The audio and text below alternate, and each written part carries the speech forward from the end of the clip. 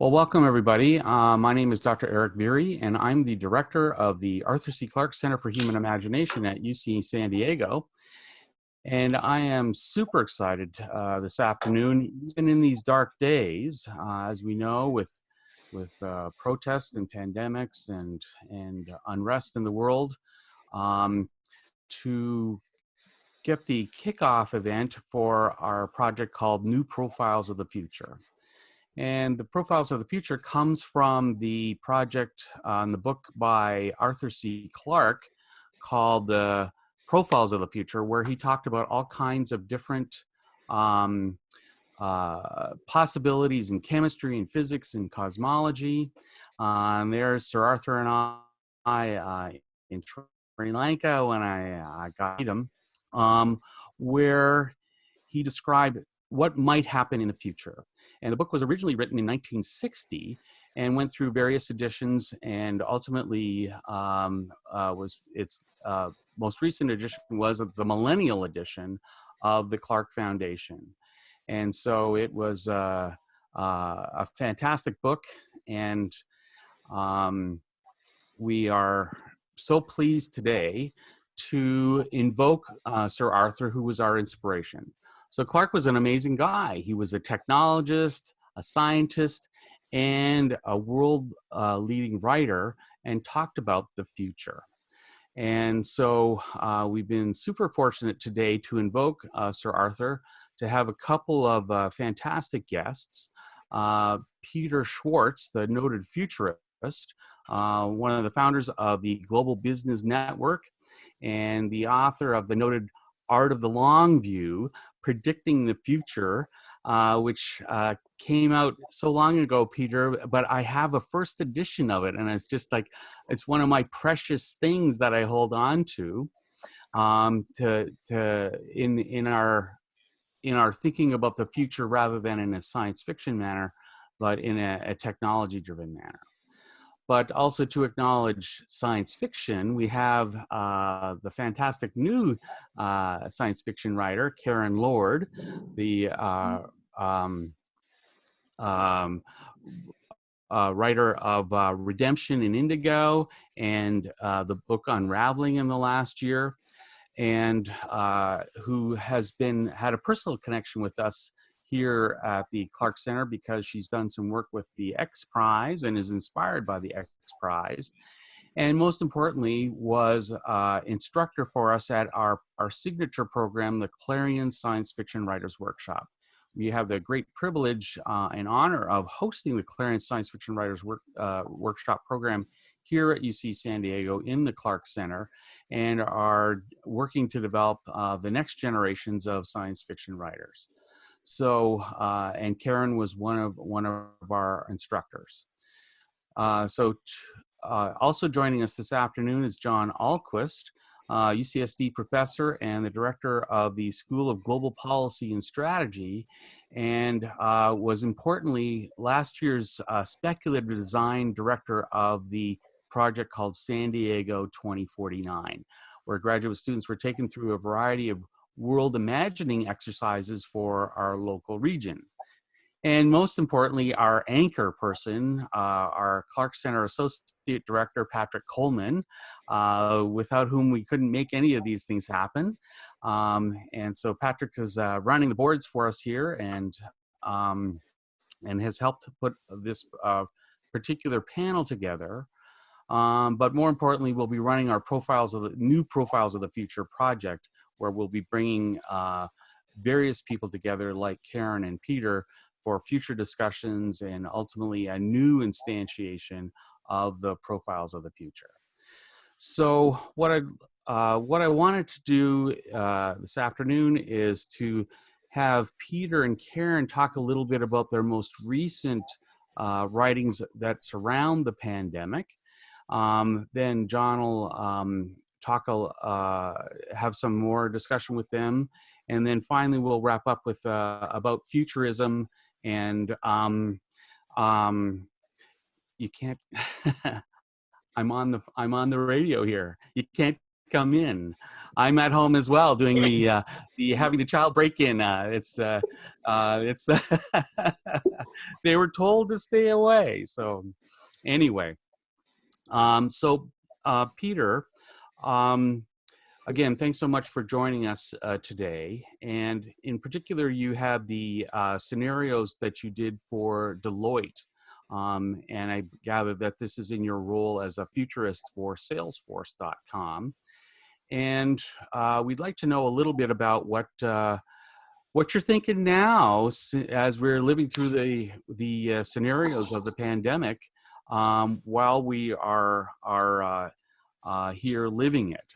So tell us a little bit about these scenarios and where your thinking is at this point. Sure. Well, thanks, Eric, and I'm pleased to be here. I like probably almost everybody on this call. I'm a big fan of Arthur C. Clarke. Also, Karen Lord's a pleasure to be here with you, Karen, as well. I had the privilege of being down there a couple of years ago for the Starship Century event where I spoke. And just as an aside, I actually had the privilege of meeting Clarke myself when I worked on the script of Childhood's End for Universal Studios back in the 70s. Never got made. We didn't do a very good job, but it was a privilege to meet Clarke remotely. We were doing it by his video conferencing system, and I considered it one of the great privileges, like you, to meet Clarke. So, I'm a fan, and so delighted to be here. So, what you see on screen right now is actually available online. People can get it and download it from Deloitte on their website. This was a scenario planning effort that was put together by my colleague, actually, Andrew Blau, who used to be the CEO of Global Business Network, and he got our whole team together to look at some of the longer-term implications of the pandemic. And that was what was published. And that looked at geopolitics, new ways of organizing in terms of business, several different plausible scenarios of how this could unfold. What I've been doing since then, in fact, if you've got them there, maybe there's a chart, a couple, hence, there we go, all four scenarios. Thank you. That's exactly what I would like. So, it turns out in one scenario, maybe that it is not nearly as consequential. It has its impact, but it's basically seen as a passing storm. A second one is really a world of governments moving into a disconnected, non-cooperative world. A third scenario is what we call good company, where it was dominated by business. And finally, it was about the rise of China and other countries in the East and the decline of the US. If I had to call it today, we are very close to the lone wolves scenario, right? China had its shot for leadership and blew it. The United States didn't try. We pulled back. We are aggressively not leading the world. We're basically telling the world we're not interested in you. So the notion of, say, U.S. leadership in the world is, at least for the moment, at least until January 20th of next year, unlikely to emerge.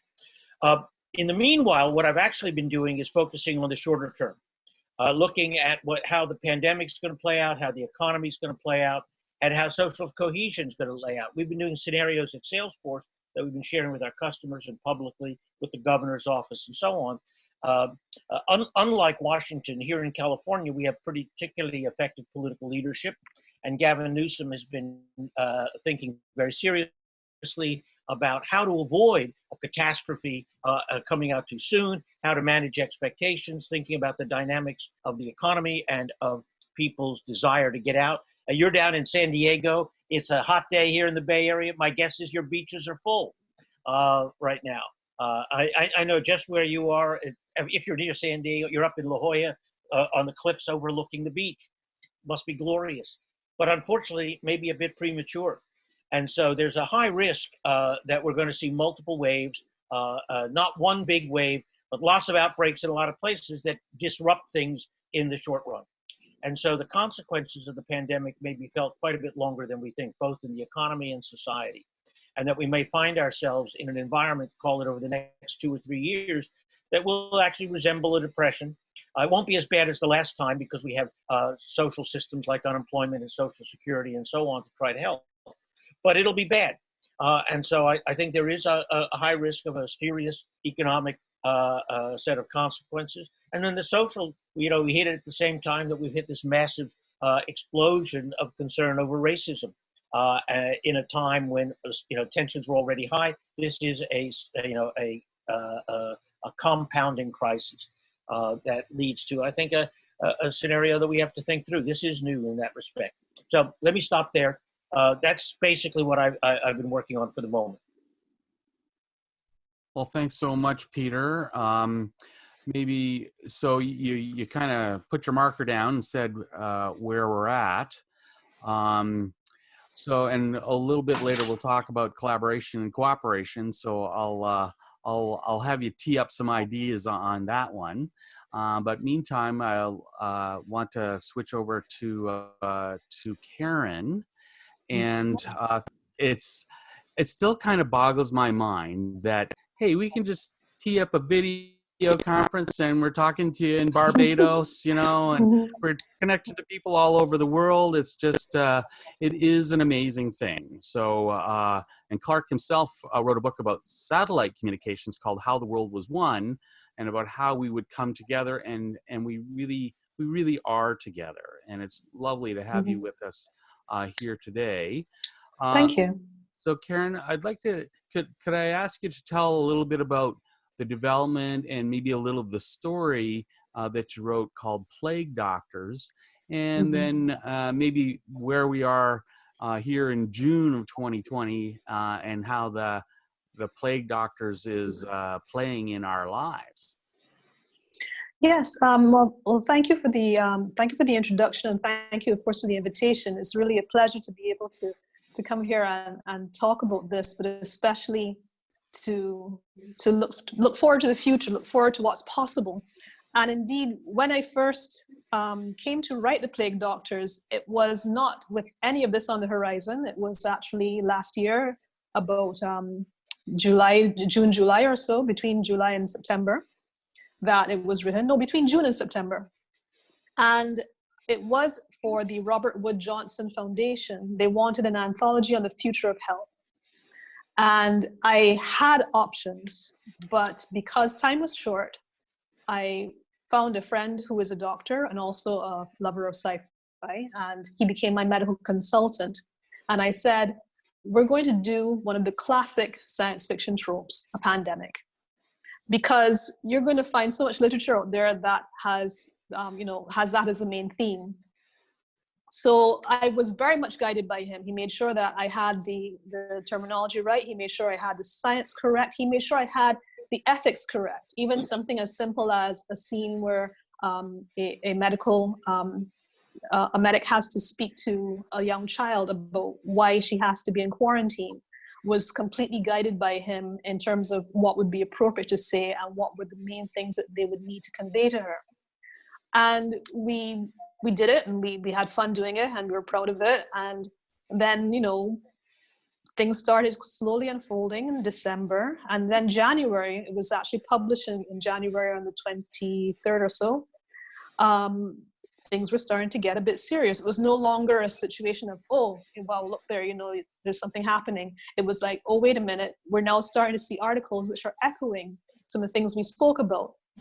So, for example, when it came to the point where there's a mad scramble for personal protective equipment and for tests and for everything like that, we had a scenario in our particular story where the elites were very much looking out for themselves, where the idea was that even if there was research going on, even if there was vaccines possible, it was going to be hoarded by the people who could afford to keep it for themselves.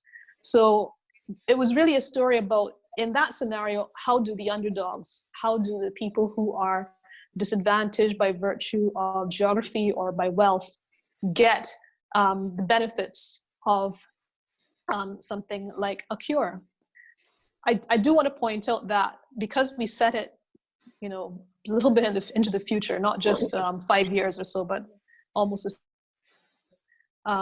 we didn't think that we would be in a situation where we would be so overturned globally by a pandemic. We said this has to be a special disease. So we made up a disease, and the idea was that the first phase was very mild. So everybody got fooled and thought, oh, well, this is just a mild thing. And then the second phase was the deadly one and also the more contagious one. And by the time they realized that, by then it was too late.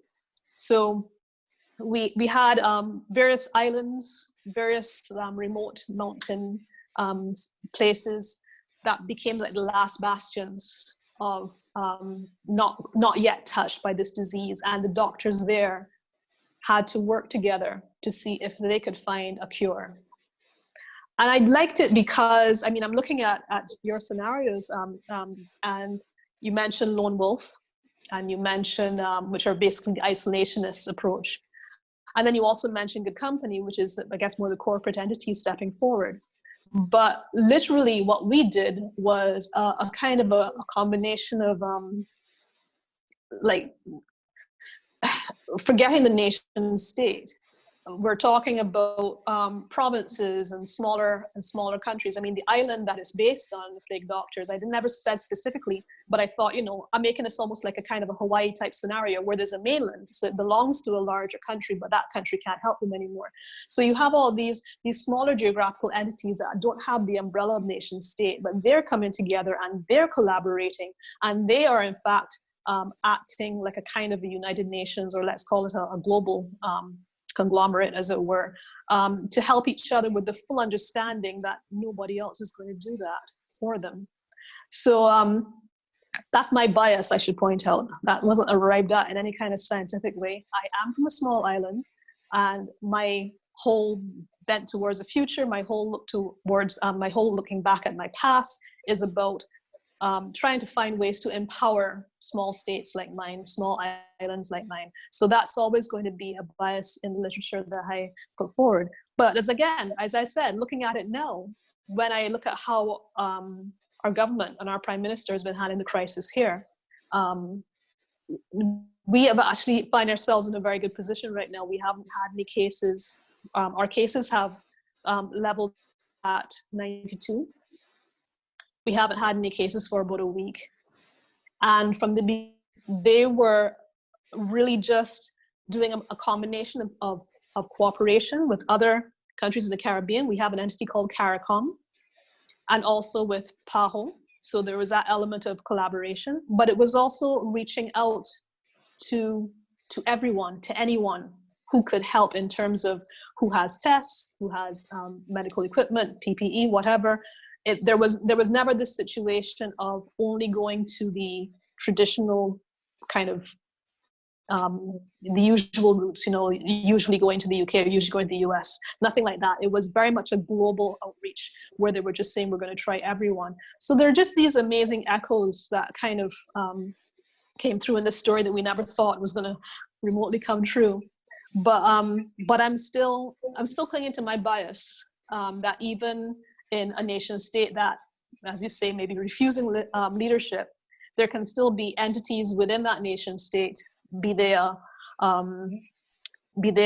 smaller unit of a province, a state, even just a town, that are willing to work with others. You talked about how amazing it is that we have this technology.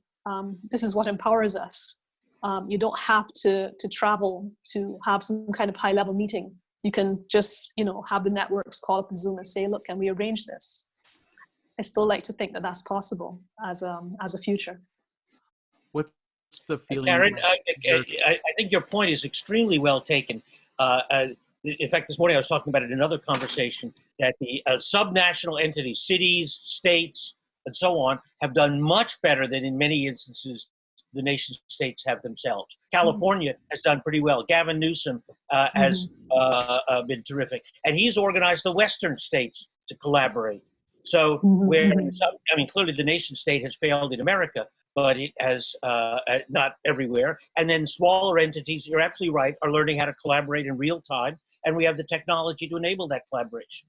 So I completely agree with you. And in that sense, I think one of the words I like is we're not in this world of a virtual world, we're in a distributed world. We have the technology to act in a highly distributed way, and we don't have to get on airplanes to have conferences or commute to work. Yeah. So we now live in this much more distributed, decentralized world, which has many elements that are improvements. Karen, can I ask you, what's the community feeling like there in Barbados? With are people in isolation? Are you able to meet person to person? How's the community spirit itself? As I said, I was fortunate enough to visit the island many years ago and remember it as a small connected place. Does it still have that spirit? Small is relative. To me, it feels quite average. I always think of us as sort of a big suburbia, not a very rural place at all. But it's interesting you talk about community spirit. We are actually now at a phase of opening up as of today self, which means that given adherence to certain protocols, pretty much all businesses, except for a few daycares are not there yet and so forth, can open now. But we went through various phases where only certain businesses were open, and then there was a phase where only essential services were open, and pretty much we were in lockdown for about, I guess, maybe 6 to 7 weeks. I can't remember exactly. It's all a blur. And the adherence to the and we're still under a nightly curfew, just to sort of minimize the chances of people congregating and so forth. And the adherence to the curfew was actually pretty good. The adherence to, just like really only being out when you need to be. And even small things like we've been advised to wear cotton masks, told very strictly, not to wear the professional level ones, just for the medics.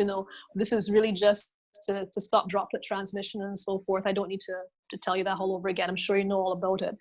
And they said it's not mandatory because they don't want to look at enforcement.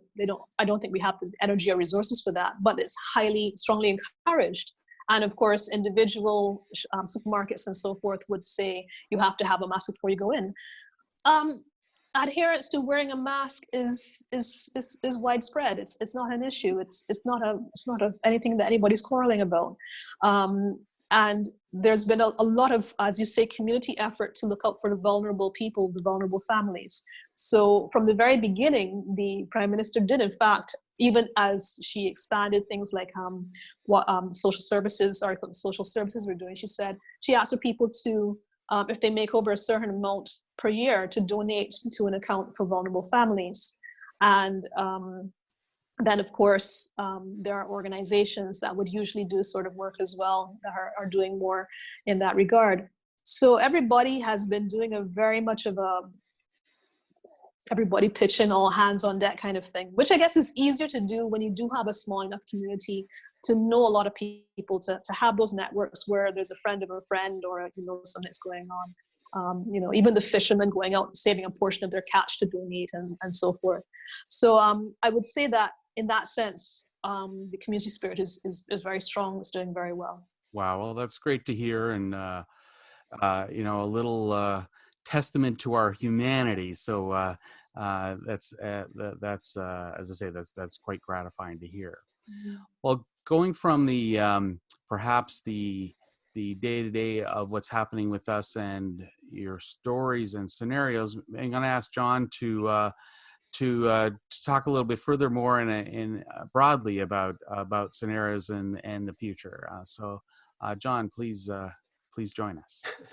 Sure, thanks. I view my role on this panel very much as trying to represent the kind of social sciences in some sense and use what we know and kind of throw that back to both Peter and Karen to see how their brains work and how they incorporated it. So I want to commend to the whole group listening in, both the Deloitte report that Peter quickly outlined, which when it first came out, I had initially showed to some of my colleagues in my dean, because we've been having this internal conversation at the policy school at UC San Diego about ways we can better train our students to have the resources, not just to analyze existing data or think historically or a series of models, but to be able to deploy those tools in a rigorous fashion to deal with problems that we haven't fully anticipated or thought about, because that's the world they're going to encounter as they go into positions in government or NGOs or business or even just in their own families. And so that report was very helpful. And then I read Karen's story last night, and again, I want to commend that to everybody. I really enjoyed it. I was very gratified to hear the Hawaii reference, because I have a lot of close friends out there, and it echoed very much what I've heard from the experience there, and also, you know, some of the benefits of being in a place like Barbados or Hawaii, but some of the fears as well of being in a place where if a virus does really kick off there, the resources are far away. We're not in a world where 3D printing and distributed production of things like complicated biochemicals and so forth can really take off in the way it was imagined, or at least my reading of how it was imagined in that story. So this is partly echoing what Peter said, but in a, you know, perhaps we're not quite there yet, but maybe we will be soon. So what I wanted to do was to make a couple quick just remarks, and then pose a couple of kind of observations based on social science, and then throw it back to Karen and Peter to hear their thoughts and reactions. So one quick remark about the story in particular, Karen, is it echoed to me, or kind of felt like the flip side of a story I remember from Cory Doctorow called The Mask of the Red Death, which was very much about like a rich playboy type is trying to escape to his, you know, super fancy bunker in a pandemic environment, and hide. And you're telling the story of the opposite, of the people who do not, cannot, or won't turn and hide. And both, I think, had the same part of, you know, lesson, if you want to go in that direction, which is those who turn and run towards the danger and take on the risk on behalf of themselves and those around them and their families. That's where success and innovation is likely going to come from. It's not going to come from the people who hide underground and hope to raise their heads and be the lone survivors. So I thought, you know, I don't know if you agree with that reading, but I saw them as very complementary stories in that regard. The other thing I really saw in the background of your story that I found was harder to extract from the report that Peter identified was the strategic deployment of information in the hands of people with current power or wealth or whatever, to try to either entrench themselves or cause confusion or what have you. And I think now we're seeing, you know, really extreme versions of that, and we're reacting to how it goes forward. So that brings me to kind of two observations from the social sciences that I want to bring up. One is, at least the book I'm most associated with, was a book by a political scientist named Stephen Hansen. It's very historical, and he basically goes and looks at the Weimar Republic, Revolutionary era Russia, as the two main cases, and kind of how in these times of extreme radical uncertainty and ambiguity do we get the outcomes that we get. In both of those cases, it ended up with totalitarian governments.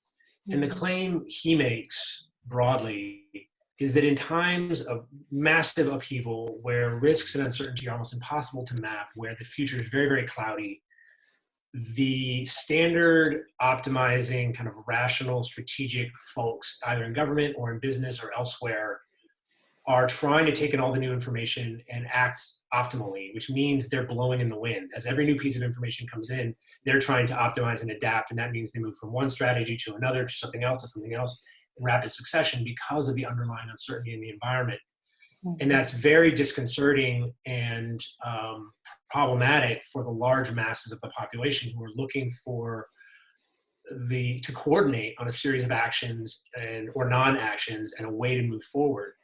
And the actors who tend to outperform are actors who, for lack of a better term, are extremely ideological. They have a model or view of the world and how things are playing out that is essentially impervious to data or information. And as a result, they keep saying the same thing over and over and over again. And that here's how it's going to play out. Here's what's going to happen. Here's the path forward. Here's how we go.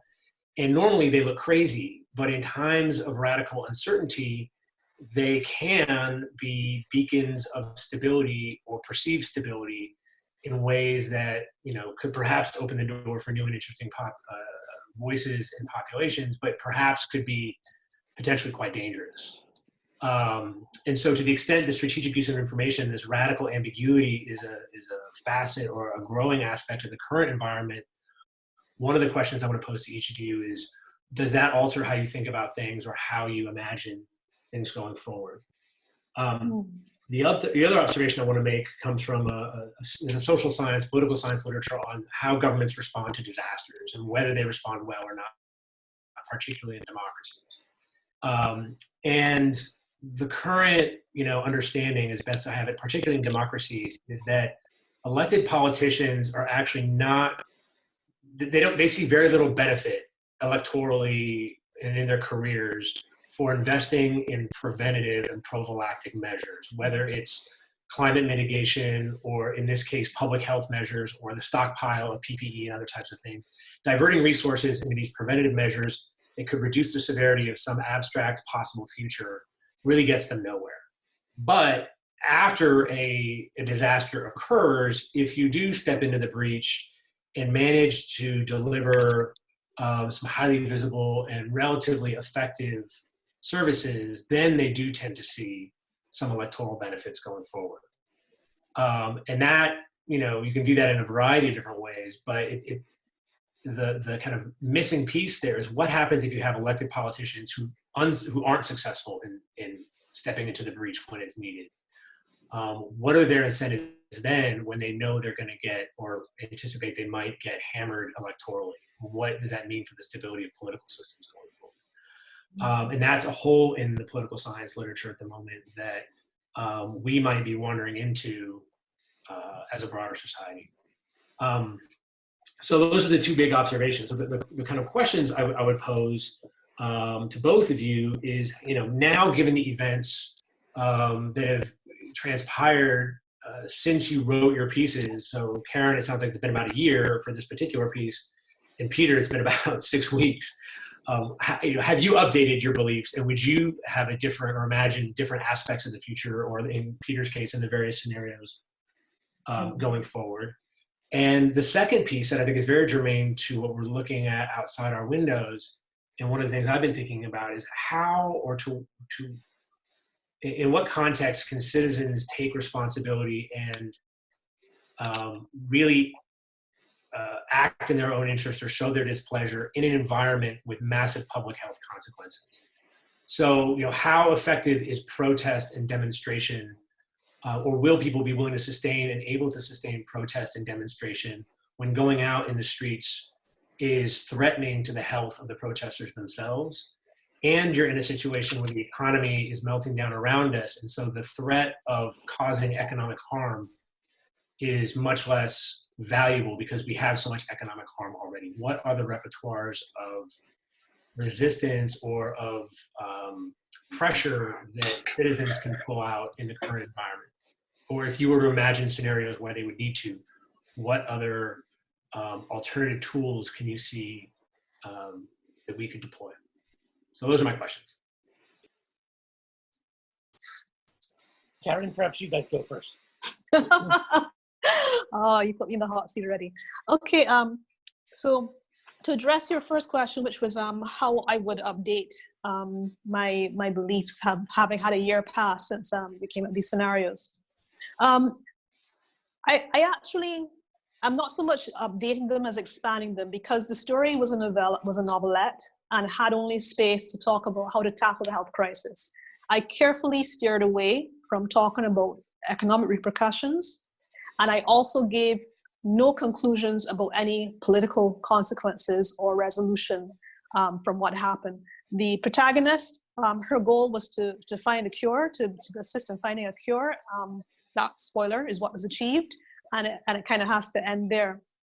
So what I would say for myself is that there are things that are getting reinforced. There are things that I chose not to look at that I'm having to look at now, and my view of how these things fit together, that's expanding. I'm being very much educated on that every day, and that leads into your question now about your comment about you're talking about this need that people have for order or security, or tell us exactly what to do and please don't change it. I kind of have strong feelings about that, because I very much believe that the greatest asset a country can have is a well-educated population. And by well-educated, I don't just mean that they have access to educational institutions. I mean, they have been taught to think critically and they've been taught how to learn. So you are able at any point to take information, to assess where it's from, to look at it critically, and to fit it into a workable matrix of how do we go forward from here. If you have a population that has become too accustomed to always relying on whether it's the government messaging or the media messaging or so on, you've created a weakness. I mean, it's a strength if you want to be totalitarian, because propaganda is always nice for that kind of setup. But if you are looking for a fully flexible, adaptive, and semi-autonomous population, you've actually weakened them by saying, oh no, we're always going to tell you what's right. You can't do that. You have to not only teach people to think critically, but encourage them to criticize. Criticism and dissent within, of course, certain boundaries have to be encouraged. So that's one thing I did want to feedback in terms of the comment you made.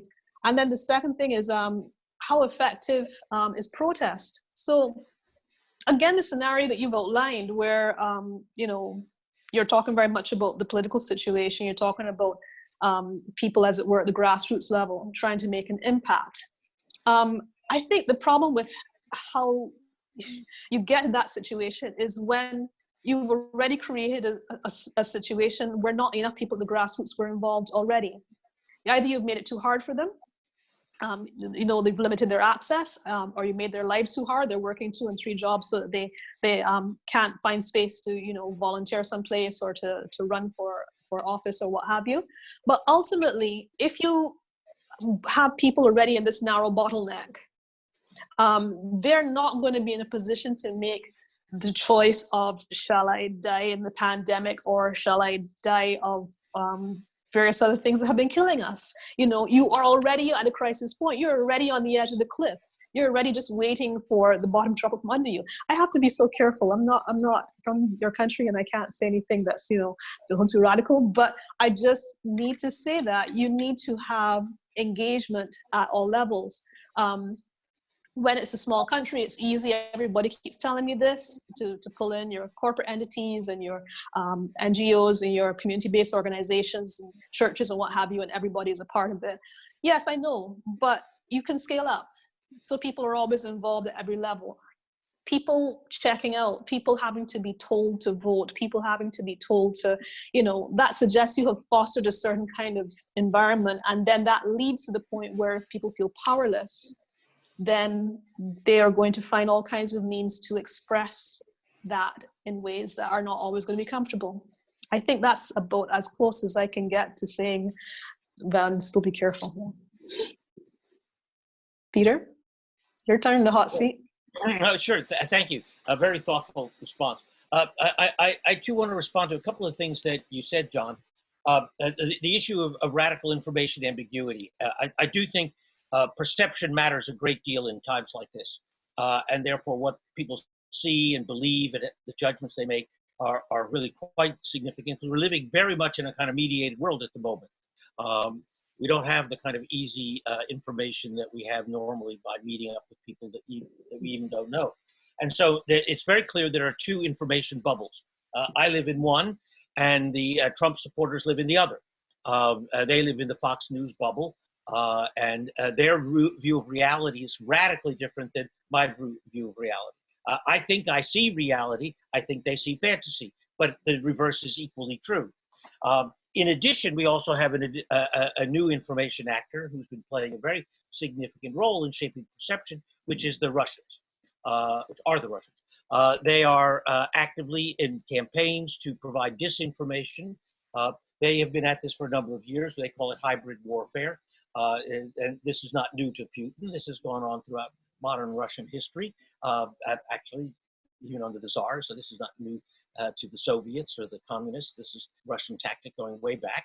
And so their goal is to undermine the US and the West. And by the way, they've been going after France and Germany and UK as well, contributing to their disorder as well. But this provides them a huge opportunity. So we saw, for example, last night in Washington, the false information going around about a shutdown of the internet and all communication and martial law being declared in DC. This was a Russian hack.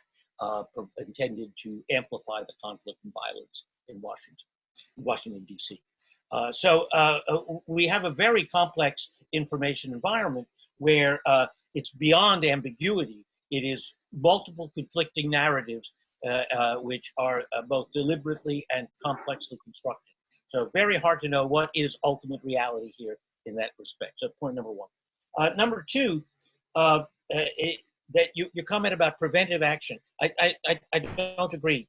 Preventive action by politicians. This pandemic was the most predicted crisis in modern history. It's not a black swan, it's a black elephant. And that is, it was an elephant in the room that lots of people were in denial about. But it, look, Obama and Bush, Republicans and Democrats prepared for this in the United States.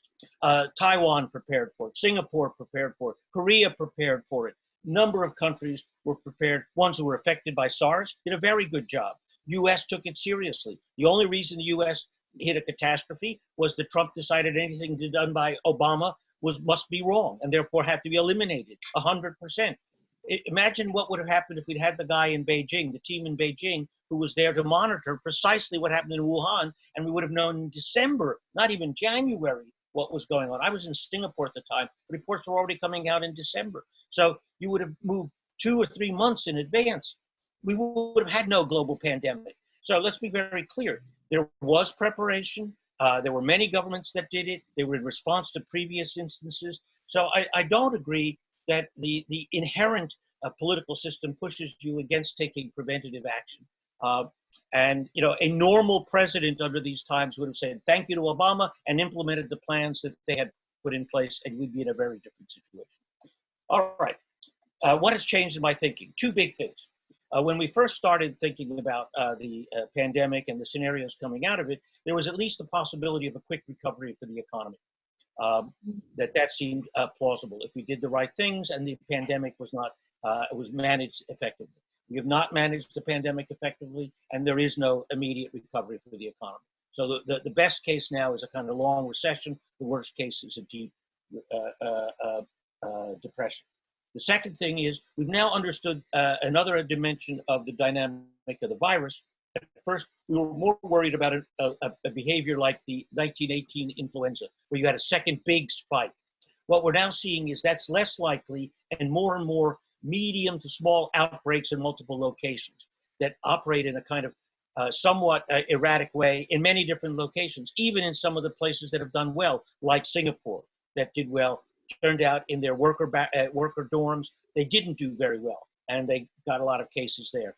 Same in Korea. They managed it over well, but it turns out the underground bar scene in Seoul is an ideal place to spread the pandemic, spread the virus. So they got outbreaks. We're going to see a lot of that, and that will be persistent disruption. But it won't be this mega wave of death that went through in 1919 following the 1918 outbreak. So that is what has changed in our thinking about the dynamics both of the economy and the virus. And then the final thing, your protest in a pandemic era is a very good question, I think. But we also, in a kind of sense, we have a new opportunity, protest in the digital realm, in the distributed realm. There are many ways one can imagine. It invites a lot of creativity and new creative means of engaging policymakers and communities to express both concern, anger, etc. I'm old enough. I'm 73. I was a hippie in the 60s. I was part of the anti-war movement with the SDS and the yippies and so on. And I was conventional political mostly. I was an SDS organizer. But the yippies were incredibly creative. For example, they ran a pig for president in 1968 against Richard Nixon, Pegasus. Now, were they serious? Of course not. It was massive theater. But did it get attention to the anti-war movement?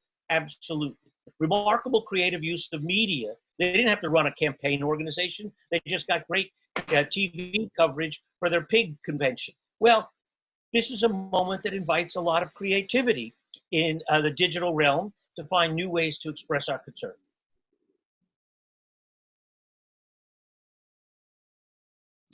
John, did you have any other follow-on for that? No, not at all. I'm happy to have a longer discussion with either Karen or Peter or both. Well, and time for you and others to talk. And we will.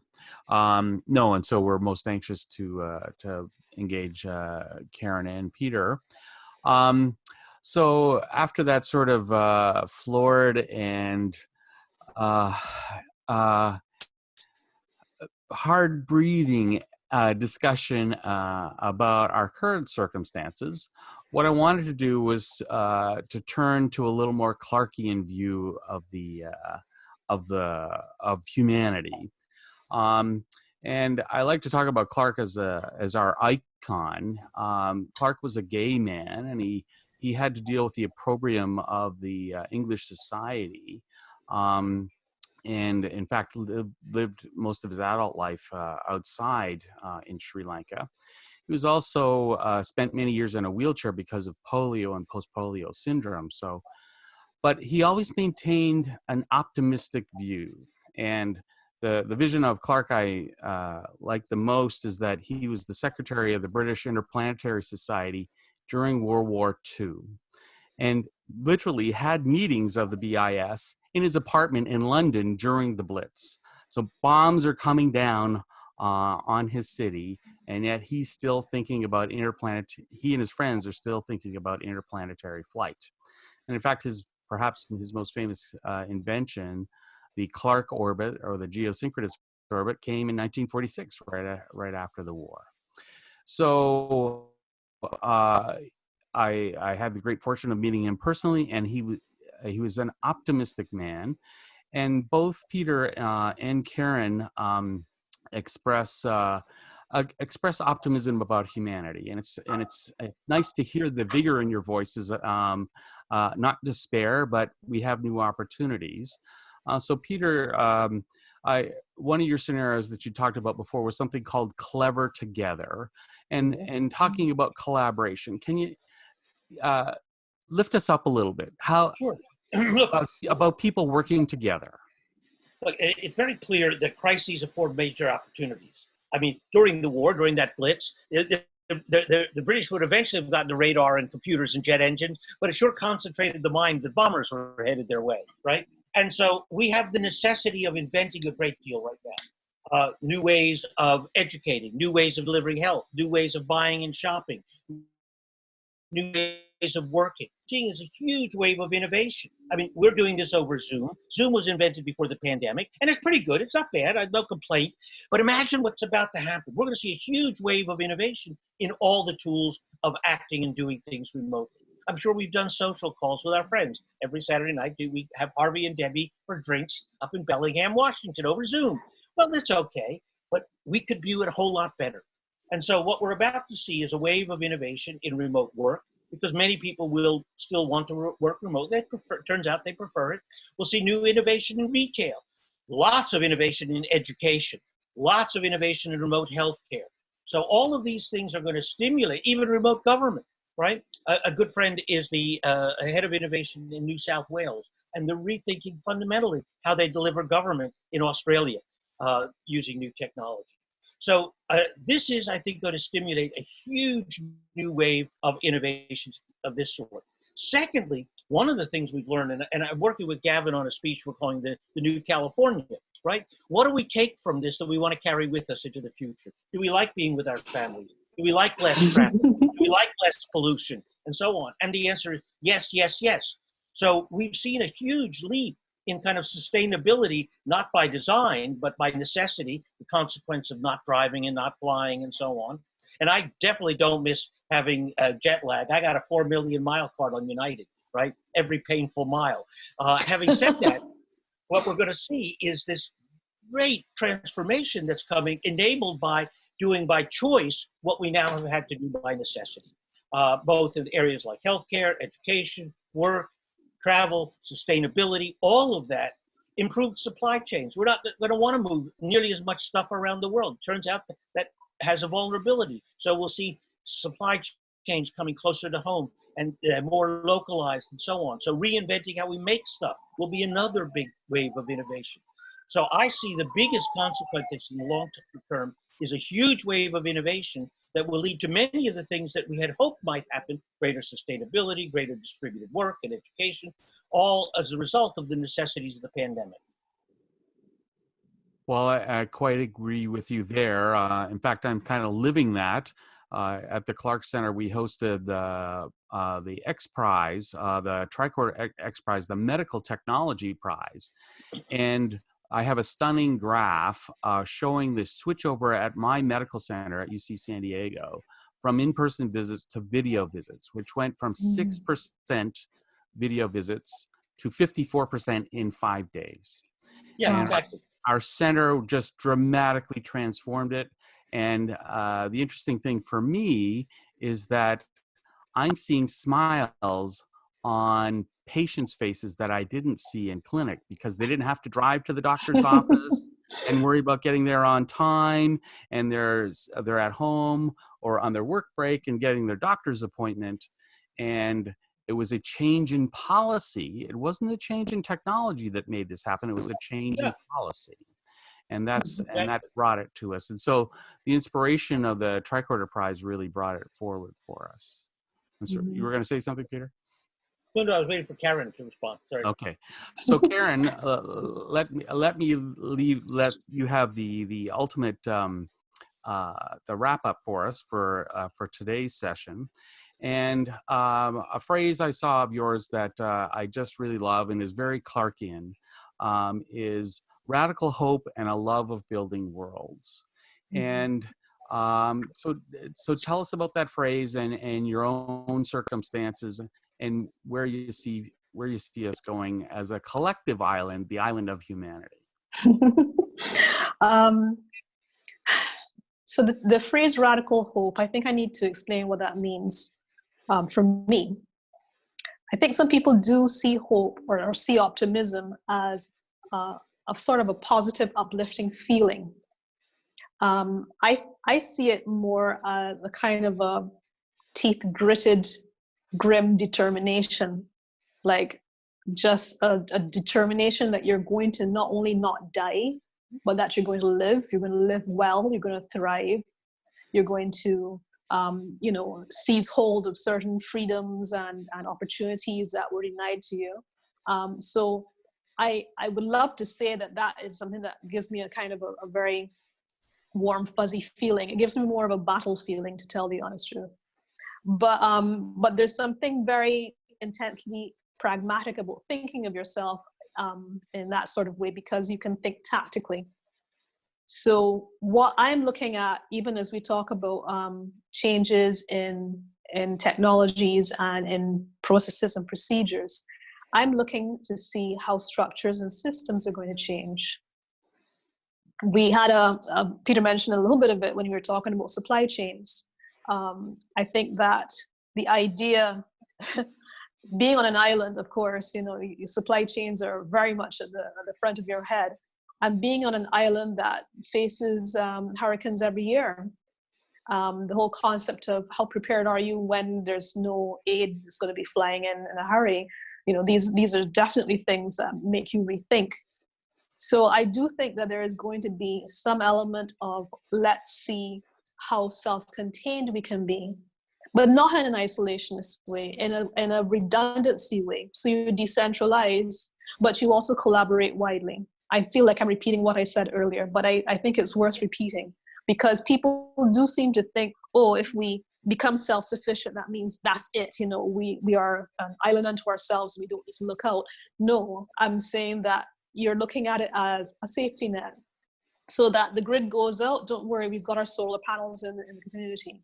The water, gets cut off. Don't worry, we've got our rainwater tanks, to put it at a very basic level. But it is a basic level, water, food, energy. This is what we need to be able to live and to work.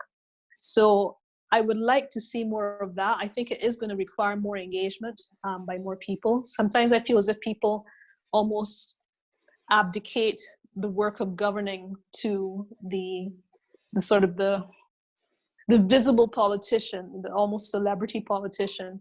I would actually love to see, I can't quite say the death of celebrity because we are human, but I would love to see a reduction in our love of celebrity. It's almost like a hangover from the days of, believing in the divine right of kings or something, just have a more rooted sense of who you are and what you can do and what you can do in your community, and not be putting all your faith into someone who can speak glibly or who's appeared on however many television stations. Sorry, get off that soapbox. So I really do want to see the systems evolving, changing, and I especially want to see them evolving in a direction that does not allow a small group of people to seize power and wealth. That, I think, is going to be our greatest challenge. And if we can win it, we should keep it as much as possible, because so many problems unfold from that scenario of letting a small group of people have too much wealth, too much privilege, too much control. So the message of education and self-empowerment really seems to be what you're forced to sort of in your island environment. But of course, what we can really, I would say, and again, finishing off with Clarke, how the world was one as in ONE, all together.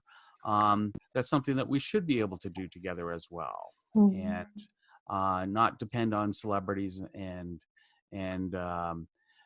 through education and understanding communication, that we can all be self-supportive, but in fact that will engender our working collectively.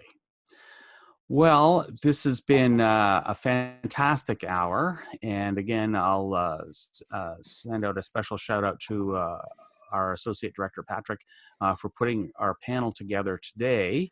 Patrick is the administrator of the webpage, and we'll soon have this recording available online, and we'll have announcements of future events. We're looking so much forward to having more engagements with both Karen and Peter, and in our collaboration with the School of Global Policy and Strategy at UC San Diego with John. So with that, I'll say thanks again, and we'll look forward to you at the next event. Thank you so much. Thank you. Bye-bye. Bye.